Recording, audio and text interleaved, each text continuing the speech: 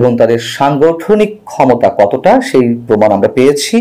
সেই বিএনপি 5 আগস্টের পর থেকে কখনো নরম কখনো গরম নানান ধরনের শব্দ উচ্চারণ করে সরকারকে নির্বাচনের তাগাদা দিয়ে আসছে, কিন্তু সরকারের 3 মাসের বেশি সময় পর এসে এখনো যেহেতু কোনো রোডম্যাপ ঘোষণা করা হয়নি নির্বাচনের, সেই অবস্থায় বিএনপি আসলে কি করবে? বিএনপি আসলে কি করবে সেটি নিয়ে নিশ্চয়ই তারা তাদের অভ্যন্তরীণ নানান ধরনের বৈঠকে আলোচনা করছে। এবং সর্বশেষ যে বৈঠক সোমবার বিএনপি চেয়ারপারসনের কার্যালয়ে যে বৈঠকটি খুবই গুরুত্বপূর্ণ একটি বৈঠক হয়েছে, সেই বৈঠকে সিদ্ধান্ত হয়েছে আর সময় দেওয়া নয় সরকারকে, এখন তারা রাজপথে নামবে। রাজপথে নেমে কি করবে? মানুষকে সংগঠিত করবে। মানুষের সমর্থন অবশ্যই তাদের প্রতি আছে, কিন্তু তারা কি বিশেষ কোনো আন্দোলনে যাচ্ছে? মাঠে নামার প্রস্তুতি তারা যেভাবে নিচ্ছে তাতে সরকারের উপরে যে চাপ তারা প্রয়োগ করতে চাচ্ছে, সরকার কতটা কর্ণপাত করবে সেটিও একটি প্রশ্ন। তবে কি হবে না হবে সেই বিবেচনায় বিএনপি এখন আর বসে থাকতে চাইছে না, শুধুমাত্র বক্তব্য বিবৃতির মধ্যেই সীমাবদ্ধ থাকতে চাইছে না। যেমন বিএনপির স্থায়ী কমিটির সদস্য অন্যতম শীর্ষ নেতা আমির খসরু মাহমুদ চৌধুরী বলেছেন, বিএনপির ক্ষমতা কতটা তা এখনো পর্যন্ত তারা বুঝতে পারেনি। এই যে তারা বুঝতে পারেনি, এই কথাটি দিয়ে তিনি কাদের মিন করতে চেয়েছেন, কাদের উদ্দেশ্যে তিনি কথা বলেছেন? নিশ্চয়ই অবশ্যই সরকারের প্রতি এবং ছাত্র আন্দোলনের নেতাদের প্রতি। যেহেতু আলোচনা চলছে যে কিংস পার্টি গঠন হবে, সেই কিংস পার্টি গঠনের জন্য নানান ধরনের সময় দেওয়া হবে, সেই সময় পর্যন্ত সরকার অপেক্ষায় থাকবে, নানান ধরনের বিষয় তারা মাথায় রেখেই এখন সম্ভবত একটা চূড়ান্ত অবস্থায় যেতে চলেছে। বিএনপি আরেক নেতা হাফিজউদ্দিন তিনি বলেছেন, এই সরকার 10 বছরেরও বেশি সময় ক্ষমতা থাকতে চায়। সরকারের ক্ষমতায় বা মেয়াদ নিয়ে নানান ধরনের প্রশ্ন তারা তৈরি করছে বা উঠছে। যেটুকু জানা গেছে যে 16ই ডিসেম্বর বিজয় দিবসে ঢাকায় তারা একটি বড় শোডাউন করবে এবং জামাতের সঙ্গে যে দূরত্ব এর মধ্যে সৃষ্টি হয়েছে সেই দূরত্ব কমানোর চেষ্টাও তারা করবে এবং যে 10টি বিভাগীয় মানে সাংগঠনিক বিভাগে তারা বড় সমাবেশের চিন্তা করছে, আগামী মাস থেকে তারা এই সব সমাবেশের কার্যক্রম শুরু করবে।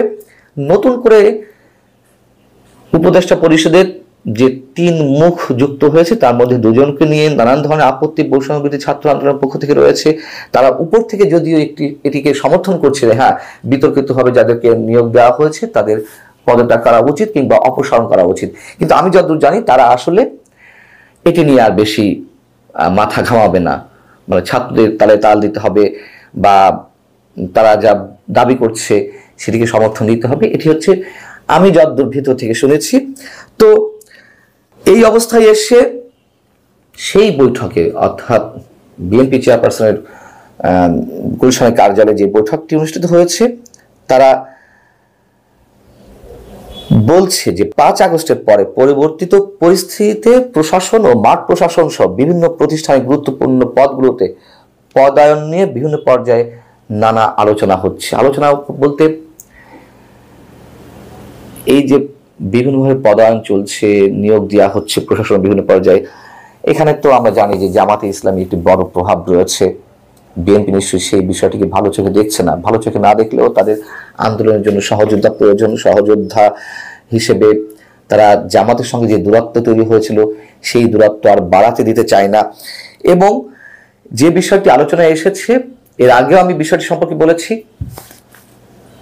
গত শুক্রবার ঢাকা শহরে গত বৃহস্পতিবার যে ব্যাপক শোডাউন হলো, র্যালি হলো, সেই র্যালিতে যে পরিমাণ মানুষ হয়েছিল এবং একই দিনে নয়াপল্টন এবং পাশাপাশি মানিক মিয়া এভিনিউতে যে বিশাল সমাবেশ তারা করলো, এটি আমার অভিজ্ঞতায় একেবারেই ব্যতিক্রমী। সেই সকাল 11টা থেকে শুরু করে সন্ধ্যা পর্যন্ত হাজারে হাজার মানুষ যেভাবে মিছিল নিয়ে নয়াপল্টন থেকে মানিক মিয়া এভিনিউতে আসছিল, অবাক করা বিষয়। এবং আমি কিন্তু এটি নিয়ে বলেছি যে এই শোডাউনটি এমনি এমনি নয়, যেটি আমির খসরু মাহমুদ চৌধুরী বলেছেন যে তাদের ক্ষমতার সম্বন্ধে বা তাদের প্রতি মানুষের সমর্থন বিষয়ে তাদের কোনো ধারণা নেই।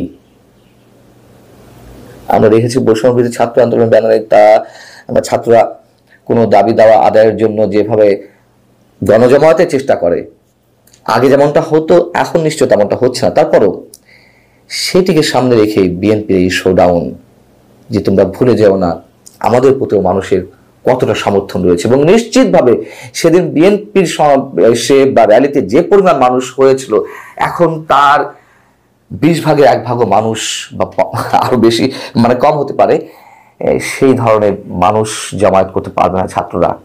এটা অপ্রিয় হলো বাস্তবতা। সেই জায়গা থেকে বিএনপি যে সিদ্ধান্ত নিয়েছে যে আর বক্তব্য বিবৃতির মধ্যে সীমাবদ্ধ নয়, একটা নির্বাচনের জন্য তারা চাপ প্রয়োগ করতে যা যা করার সেই কাজগুলো তারা করবে, মাঠে নামবে এবং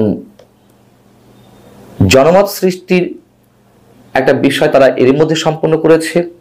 যেহেতু সরকার নির্বাচনে কোনো রোড ম্যাপ ঘোষণা করছে না, নির্বাচনের সুনির্দিষ্ট কোনো তারিখ ঘোষণা করছে না, এটি নিয়ে নানান রাজনৈতিক দলগুলোর পক্ষ থেকে যেমন করে বিভিন্নভাবে প্রশ্ন উত্থাপিত হচ্ছে, পাশাপাশি সিভিল সোসাইটির বিভিন্ন অংশ থেকেও একই প্রশ্ন উত্থাপিত হচ্ছে। এবং একথা তো বলা হচ্ছে নির্বাচন যত দেরি হবে তত বেশি যে কোনো অশুভ শক্তির মাথাচাড়া দিয়ে ওঠার সম্ভাবনা রয়েছে। আর বিএনপিও নিশ্চয়ই একটি হিসেব রয়েছে যে দিন যত যাবে আওয়ামী লীগের প্রতি মানুষের যে প্রচন্ড ক্ষোভ, সেই ক্ষোভের জায়গা থেকে বিএনপির সমর্থন এমনিতে রয়েছে, তারপরে তারা প্লাস কিছু সমর্থন পেত, নিঃসন্দেহে সেটি কিছু বললে ভুল হবে, অনেক বেশি মাত্রায়। তো দিন যত বেশি যাবে তত বেশি এই বিষয়গুলো ম্লান হতে থাকবে। এই বিষয়টিও বিএনপির রয়েছে। এই জন্য তারা আর নরম গরম কোনো অবস্থাতে নয়, তারা এখন সরাসরি সাংগঠনিক অ্যাকশনে যাবে এবং আমার মনে হয় বিএনপির জন্য এটি ভুল কোনো পদক্ষেপ নয়। আল্লাহ হাফিজ, ভালো থাকুন সবাই।